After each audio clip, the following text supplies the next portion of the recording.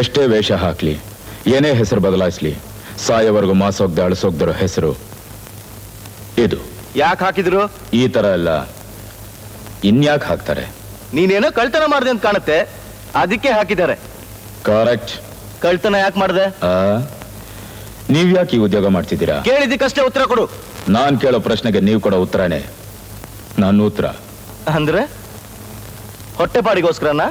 Correct. ಹೊಟ್ಟೆಪಾಡಿಗೋಸ್ಕರ ನೀವು ಈ ಉದ್ಯೋಗನೇ ಯಾಕೆ ಮಾಡ್ತೀರಾ? ಹೊಟ್ಟೆಪಾಡಕ್ಕೋಸ್ಕರ ನೀವ್ಯಾಕೆ ಈ ಉದ್ಯೋಗ ಮಾಡ್ತಿದ್ದೀರಾ? ನಾನು ಓದಿದ್ದು ಈ ಕೆಲಸ ಮಾಡಕ್ಕೆ. ನಾನ್ ಕಲ್ತ್ಕೊಂಡಿರೋದು ಆ ಕೆಲಸ ಒಂದೇ. ಆ ಕೆಲಸ ಮಾಡೋದು ಅಪರಾಧ ಅಂತ ಗೊತ್ತಿಲ್ವಾ?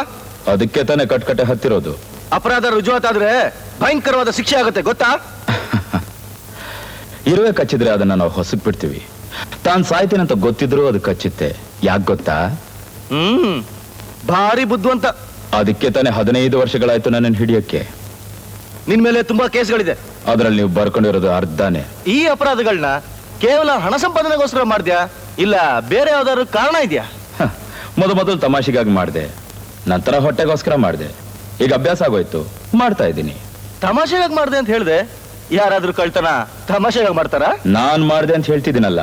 ಮಾಡ್ದ್ಯಾ? ಮಾಡ್ಸಿದ್ರ? ಮಾಡಿದ್ದನ್ನು ನೋಡಿ ಸಂತೋಷ ಪಟ್ರು. ಯಾರು?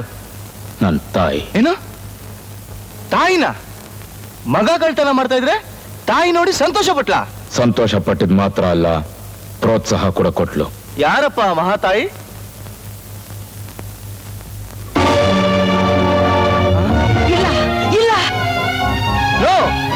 ಇಂಪಾಸಿಬಲ್.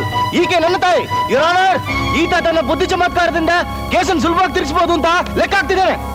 ತಿರುಗಿಸೋದು, ಹಿಂದೆ ಹಾಕೋದು, ಮುಂದೆ ಹಾಕೋದು, ಮುಗಿಸಿ ಹಾಕೋದು, ಇದೆಲ್ಲ ನಿಮ್ ಕೆಲಸ. ನಂದೇನೇ ಇದ್ರು ಒಂದೇ ಪಾಯಿಂಟ್, ಆಕೆ ನನ್ನ ತಾಯಿ. ಸರ್, ಆಕೆ ಹತ್ರ ನಾನು ಸ್ವಲ್ಪ ಮಾತಾಡ್ಬೇಕು.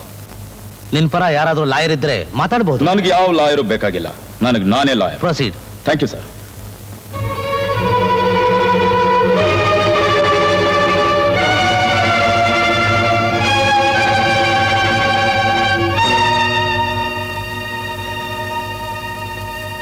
ನಾನು ಯಾರು? ಗೊತ್ತಿಲ್ಲ.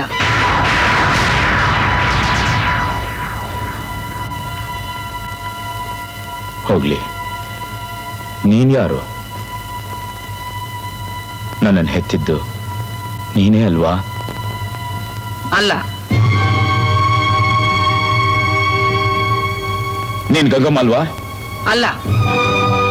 ನೀನ್ ಜಗಳೂರ್ ಅಲ್ವಾ? ಅಲ್ಲ. ನಿನ್ನ ಗಂಡ ನಾರಾಯಣ ಅಲ್ವಾ? ಅಲ್ಲ.